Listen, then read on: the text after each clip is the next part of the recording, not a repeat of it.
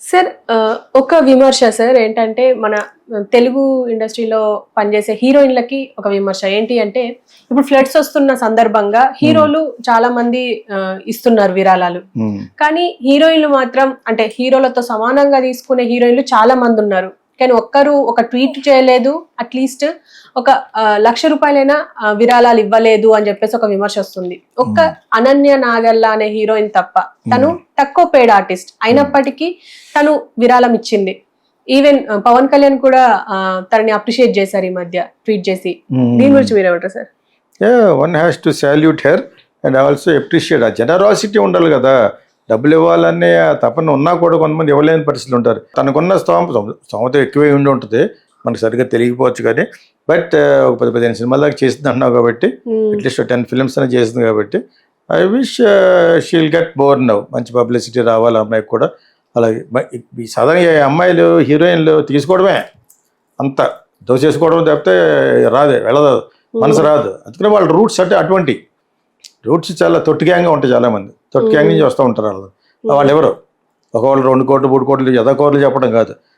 Casting కావచ్చు, కావచ్చు, ఫ్రీగా చెప్పేస్తారు ఎవడన్నా పోయి పెడితేనే. అవి కాదు, ఇటువంటి వాటి చోట రియాక్ట్ కావాలి. ₹1,00,000 పైన తీసుకున్న ప్రతిదీ కూడా మినిమం 50 లక్షలను ఇవ్వాలి. 5-6 సినిమాలు తీసుకుంటున్నా ఇవ్వలేదా? ప్లస్ ఏమో ఎగ్జామ్షన్ కూడా వస్తుంది దానికి. ఎవరిస్తే వీళ్ళందరూ కూడా ఇవ్వాలి. సమంత, కిమంత వీళ్ళందరూ సంపాదించుకుంటారు కదా. తెలుగు అలా తెలియకుండా వచ్చి సంపాదించుకుంటారు. సినిమా ఫీల్డ్ అంటేనే ఏంటి తెలియదు. అదృష్టం అలా వరించి వాళ్ళ సినిమాలు ఆడడం వల్ల వీళ్ళంతా దే హ్యావ్ టు గివ్. ఇప్పుడు డబ్బున్న వాళ్ళు ప్రతి ఒక్కరు ఇవ్వాలి. సో అది అందరికి రాదు మనసు. ఇప్పుడు ఈ అమ్మాయి అయినా స్ఫూర్తి కావాలి అందరికీ. ఈ అనన్య నాగండ్ల అనే ఆమె చేసిన పనికి అందరూ కూడా ఇవ్వాలి, ఇటువంటివి ఇవ్వాలి యాక్చువల్గాను. సో మన స్తోమత బట్టి ఇవ్వాలి. స్తోమతకు మించి తనకు మీకు దాళంతరం చేయమంటలేదు. మీకు అంతే ఇవ్వగలరు అంతే ఇవ్వాలి. యాక్చువల్గా ఎప్పుడో 15 ఏళ్ల క్రితం నేను విశాఖపట్నంలో ఉన్నప్పుడు ఏదో జరిగింది. అక్కడ జీలోనే అందులో వచ్చిందనమాట. IIITలో ఫస్ట్ ర్యాంక్ వచ్చినటువంటి కుర్రోడు ఎవడ చిన్న కుర్రోడికి వాళ్ళ మదర్ ఇటుకలు మోస్తుంది తెలంగాణలో అనుకుంటా. అప్పటికి తేజ టీవీ కూడా ఉంది, అప్పటికి జెమినీ వాళ్ళది. అందులో వచ్చింది ప్రోగ్రామ్. నేను అక్కడ ఏదో ఒక అడ్వర్టైజింగ్ చేస్తాను 5 స్టార్ హోటల్ తాజ్లో, అక్కడ విశాఖపట్నంలో. సో నేను చూశాను, నా రూమ్లో నేను చూశాను. చూసిన తర్వాత ఒక 4-5 ప్రెస్ వాళ్ళని పిలిచి, పేరు కోసం కాదని చెప్పి ప్రెస్ని పిలిచాను. నాకంటే చాలా పెద్ద పెద్దలు ఉంటారు అని చెప్పేసి ఆ అమ్మాయికి అదే ఆ తల్లికి అతను చదువు కోసం, దాని తర్వాత ఫర్దర్గా చదవాలంటే అబ్బాయికి డబ్బులు కావాలి. నేను ఒక 25,000 ఇస్తున్నాను, ఇది చెక్ అని తేజ పేరు మీద ఇచ్చేసి, ఇది నేను నా పేరు గురించి కాదు, నాకంటే చాలా డబ్బున్న వాళ్ళు ఉంటారు, వాళ్ళందరూ కూడా రియాక్ట్ అయితే అబ్బాయి చదువు అయిపోతుంది అని చెప్పి, ఇంకొక వాళ్ళ దగ్గర రికార్డింగ్ కూడా ఉంటుంది, చెప్పి ఇచ్చాను. ఒక 1 మంత్ తర్వాత ఆ అబ్బాయి ఎలా ఉన్నాడని చెప్పి తేజకి ఫోన్ చేస్తే, జూబిలీ ఎవరో ఒక్కరే మొత్తం అతను నీ చదువంతా నేను చదివిస్తానంట. ఇది చూసి ఆ విధంగా అప్పుడు ఆ అమ్మాయి నాగండ్ల అనే అమ్మాయి ఉన్నారు కదా, నువ్వు అప్రిషియేట్ చేయడం కంటే Pawan Kalyan appreciative is greater. So ఇతను అతను మంచి పొజిషన్లో ఉన్నారు కాబట్టి. సో ఇది అందరికీ స్ఫూర్తి కావాలి. నేను అప్రిషియేట్ చేశాను, ఆయన అప్రిషియేట్ చేసాడు కంటే అది చాలా మందికి స్ఫూర్తి కావాలి. అందరూ లోపల వేసుకోవడమే. ఎవరో అక్కడ అందరూ దీపిక పట్టుకుని వాళ్ళందరూ చేస్తున్నారు కదా. ఇక్కడికి వచ్చి ఒక్కొక్కడు ఏదో మనిషి బొమ్మ కనపడితే చాలన్నా వాళ్ళు చేసి డబ్బులు పట్టుకెళ్ళిపోవట్లేదా? వాళ్ళందరూ కూడా ఇవ్వాలి. అంటే దీనికి ఇవ్వాలా దానికి ఇవ్వాలా గురించి చెప్పట్లేదు. సమ్ జనరాసిటీ ట్రబుల్లో ఉన్న వాళ్ళకి అందాలి. అది ఎంతవరకు అందుతుంది అనేది నాకు మటుకు చాలా డౌట్లు ఉన్నాయి. గవర్నమెంట్కి ఇస్తే మటుకు అది మహాసముద్రంలో కలిసిపోతుంది. అది బట్టుకు నేను ఇంక్లూడింగ్ పవన్ కళ్యాణ్ కూడా ఈ మస్ట్ టేక్ కేర్. దానికే ఖర్చు పెడుతున్నారని ఏముంది, మీరు పెట్టిన 9 కోట్లు ఉన్నాయి, అలాగే ఇంకో 10 మంది కలిసి చేసిన 10 కోట్లు ఉంటాయి. ఆ 10 లక్షలు అలాగే ఇచ్చినాడు. అందరు ఎక్కువ లక్షలు ఇచ్చారు, చాలా మంది 80 లక్షలు 90 లక్షల దాకా ఇచ్చారన్నమాట. మనసు రాదు వాళ్ళకి. ఇన్కమ్ ట్యాక్స్ ఎంత కడితే ఎంత ఎగ్జామ్షన్ అంతే కడతారు.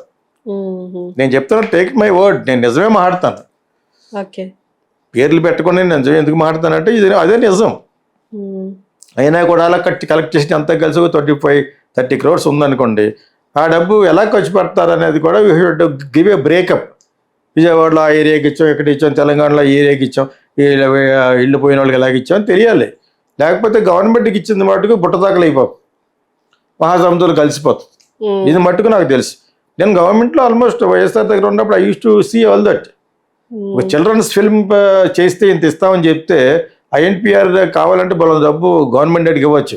4 తిరుగుతున్నారు అక్కడ చిల్డ్రన్ ఫిల్మ్ చేసి, ₹1 వాళ్ళకి. అయ్యో. There were no awards. ఇటువంటి అరాచకాలు చాలా జరుగుతుంటాయి గవర్నమెంట్లో. దాని గురించి మాట్లాడేవాడు లేక మాట్లాడరు. ఆ 4 సినిమాలు తీసేవాడికి వాయిస్ లేదు.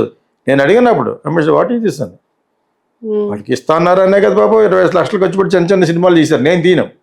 I just don't like children's films. I'm adult film maker only. Okay, నాకు ఇష్టం ఉండదు అంతే. నేను చూడడం ఇష్టం ఉండదు నాకు. ఇప్పుడు అంజలి ఉంది, it's not a children film.